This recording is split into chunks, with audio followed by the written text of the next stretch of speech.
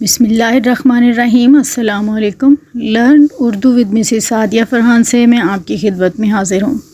अज़ीज़ तलबा, आज की ये वीडियो आपके तातीलात गर्मा के काम से मुतल्लिक़ है, जिसमें जमात हश्तम के जोग्राफ़िया के काम में जो अमली सरगर्मी दी गई थी कि चारों मौसमों की मंजरकशी करनी है, उस सिलसिले में ये वीडियो आपकी बहुत ज़्यादा मदद करेगी, क्योंकि यहाँ ना सिर्फ मौसमों के बारे में मुख्तलिफ़ तफसीलात और मालूमात दी गई हैं, बल्कि मुख्तलिफ़ आइडियाज़ भी दिए गए हैं जहाँ आप अपने हाथ से मुख्तलिफ़ तरीक़ों से ये मंजरकशी चार्ट पर कर सकते हैं।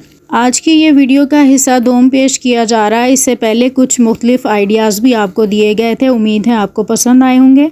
आज की इस वीडियो में अगर आपको ये आइडियाज़ पसंद आए तो कमेंट बॉक्स में कमेंट ज़रूर करके बताइए, और अगर मज़ीद कोई मालूमात हासिल करना चाहते हैं तो भी आप अपनी राय का इज़हार कर सकते हैं।